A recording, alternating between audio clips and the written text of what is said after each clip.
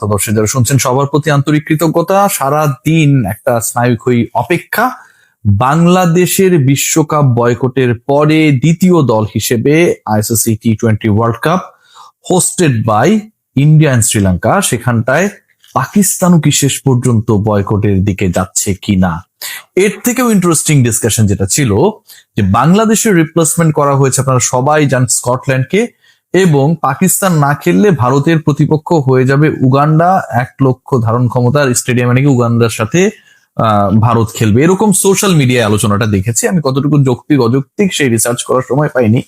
তবে এর প্রেক্ষিতে আজকের দিনটা ভেরি মাচ ইম্পর্টেন্ট ছিল, যেখানটায় Pakistan cricket board PCB chairman Mohsin Naqvi তিনি বৈঠক করেছেন পাকিস্তানের, মানে দেশটার প্রধানমন্ত্রীর সাথে, এবং সেখানটায় যে আলোচনা হয়েছে সেই আলোচনার রেজাল্ট কি, তার আগে কিন্তু 3টা বিকল্প নিয়ে আলোচনা চলছিল। অনেকটা যেন কুল অ্যান্টিপারস্পিরেন্ট ডিওডোরেন্টের 3-in-1 ফর্মুলার মতো, মানে আপনার ঘামকে কন্ট্রোল করবে, 24 আওয়ার্স পর্যন্ত আন্ডারআর্ম একদমই ঘাম মুক্ত থাকবে এবং কাপড়ে কোনো দাগ পড়বে না। 3টা যে ফর্মুলা, 3টা যে বিকল্প নিয়ে পাকিস্তান ক্রিকেট বোর্ড আগাচ্ছিল, সেখানকার 1 নাম্বারটা ছিল বিশ্বকাপ বয়কট, আমার ট্যাগলাইনে যেটা আপনারা দেখছেন। পয়েন্ট নাম্বার 2 যেটা ছিল সেটা হচ্ছে ভারতের বিপক্ষে পাকিস্তানের যে ম্যাচ রয়েছে সেই ম্যাচটা বয়কট করা। থার্ড যে পয়েন্ট ছিল সেখানটায় ছিল বাংলাদেশের সাথে যে অন্যায় হয়েছে সেটার সাথে সংহতি জানিয়ে আর্মে কালো ব্যাজ ধারণ করা। যখন বৈঠকটা হয় নাই, মানে বৈঠক শুরুর আগে পাকিস্তানি গণমাধ্যম তারা মার্কেটে ছেড়ে দিল যে এই 3টা বিকল্প নিয়ে আলোচনা চলছে এবং এই 3টা বিকল্পর কোনো একটা হয়তো তারা গ্রহণ করবে। এরপরে শাহবাজ শরীফের সাথে মহসিন নকভির বৈঠক হয়েছে। বৈঠকের পরে আমি মূল আলোচনায় ঢুকছি। বৈঠকের পরে নকভি তিনি জানিয়েছেন সোশ্যাল হ্যান্ডেলে যে আলোচনা হয়েছে তাতে অনেক তাৎপর্যপূর্ণ বিষয় উঠে এসেছে। পাকিস্তান ক্রিকেট বোর্ডের অবস্থান তুলে ধরা হয়েছে, আইসিসি কোন জায়গায় রয়েছে সেটা তুলে ধরা হয়েছে, এবং আমরা কি ডিসিশন নিতে যাচ্ছি সেটা কামিং ফ্রাইডে অর মানডেতে জানানো হবে। আজকে হচ্ছে, আমি যতটুকু জানি, আপনারা সবাই জানেন যে 26 তারিখ, মানে 26 জানুয়ারি মানডে। পরের যে মানডে সেটা হচ্ছে আপনার 2 ফেব্রুয়ারি। আবার যদি আমরা ফ্রাইডের হিসাবটা করি তাহলে সেটা হচ্ছে 29 তারিখে পরে, 30 তারিখে পরে, এবং এটাও এখন থেকে মোটামুটি আরো 4 দিন পরের ঘটনা। Pakistan cricket board they are calculating যে বাংলাদেশের পক্ষ নিলে কি হতে পারে এবং বাংলাদেশের পক্ষ না নিয়ে যদি বিশ্বকাপে যায় সেই ক্ষেত্রে কি হতে পারে। আলটিমেটলি বাংলাদেশ যাদেরকে তাদের বিশ্বস্ত বন্ধু মনে করেছিল, বাংলাদেশ না খেললেও পাকিস্তান খেলবে না, প্ল্যান ABCD রেডি আছে। বাংলাদেশের ব্যাপারে আইসিসির আনুষ্ঠানিক মেইল আসার পরই সেই ব্যাপারে ডিসিশন জানাবে Pakistan cricket board. Waiting for the call from the prime minister Shahbaz Sharif. তিনি ওয়াশিংটনে ছিলেন, ট্রাম্পের সাথে বৈঠকে গেছেন, তিনি ব্যাক করার পরেই এ ব্যাপারে সিদ্ধান্ত জানা যাবে।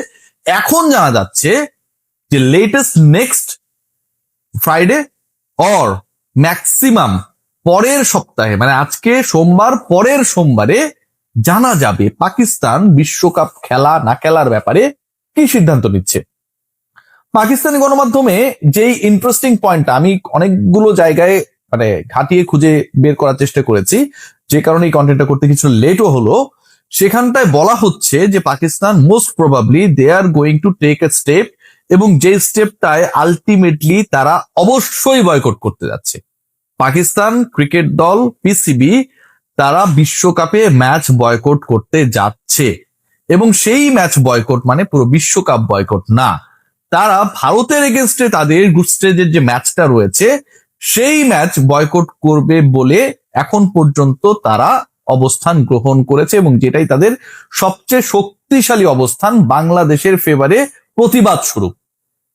অর্থাৎ পাকিস্তান আলটিমেটলি আপকামিং ওয়ার্ল্ড কাপে খেলতে যাচ্ছে, সেখানটায় গিয়ে তারা ভারতের এগেনস্টে ম্যাচ খেলবে না, যেই ম্যাচটা থেকে সবচেয়ে বেশি রেভিনিউ করে ICC is the other part of the PCCI, এবং সবচেয়ে বেশি লোকসানের যে জায়গাটা, টেলিকাস্টিং রাইটস থেকে শুরু করে বিপণন এভরিথিং, সেই জায়গাটায় পাকিস্তান আঘাত করতে চায়। এবং পাকিস্তান ক্রিকেট বোর্ডের থিঙ্কিংটা অনেকটা এরকম যে ভারতের বিপক্ষে ম্যাচ করলে ডেফিনেটলি পাকিস্তানের লস রয়েছে, কারণ ওই ম্যাচকে কেন্দ্র করে যে হাইপ রয়েছে, বিজ্ঞাপন রয়েছে, এন্ডোর্সমেন্ট রয়েছে, সবকিছু মিলে সেই লসটা যতটুকু পাকিস্তানের তার থেকে ইন্ডিয়ান ক্রিকেট বোর্ডের।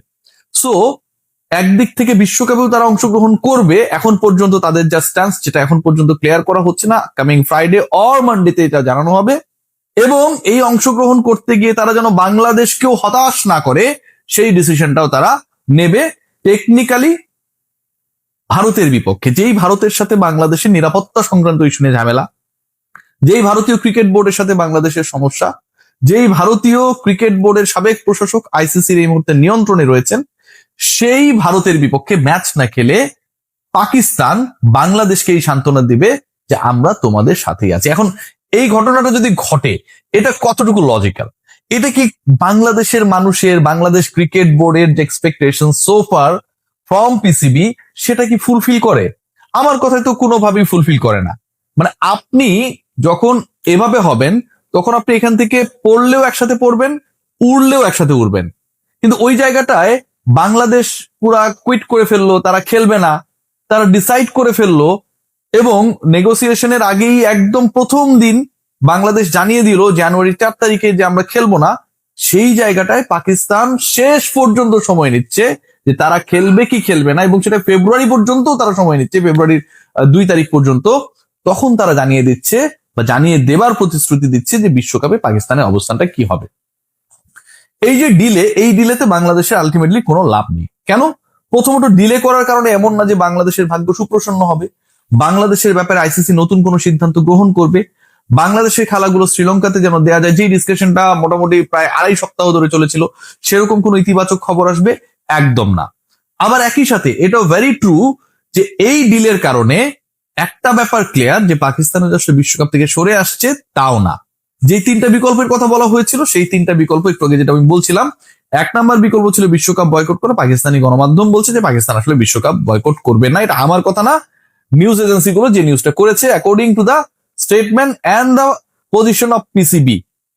নাম্বার 2 যেটা আর্মব্যান্ড পরা। নাম্বার 3 ভারতীয় ক্রিকেট বোর্ডের সাথে যেহেতু পাকিস্তানের গ্যাঞ্জাম, সো ওই জায়গাটা থেকে পাকিস্তান ভারতের বিপক্ষে ম্যাচ না খেললে সবচেয়ে বেশি লস করবে আইসিসি, এবং আইসিসির নেতৃত্বে যেহেতু ইন্ডিয়া কন্ট্রোল করছে বা ইন্ডিয়া রয়েছে, সেই সুযোগটা নিতে চায় পিসিবি।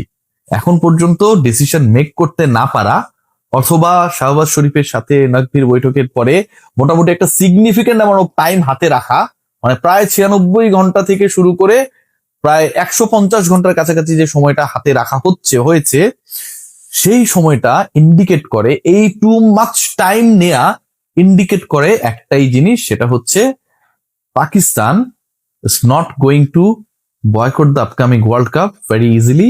তারা একটা সম্ভাব্য বিকল্প খুঁজছে, যেটা দিয়ে তারা প্রতিবাদও জানাবে, বাংলাদেশকেও খুশি রাখবে, ভারতীয় ক্রিকেট বোর্ড এবং আইসিসি কেও তারা কিছুটা বেকায়দায় ফেলবে। সবাই ভালো থাকবেন।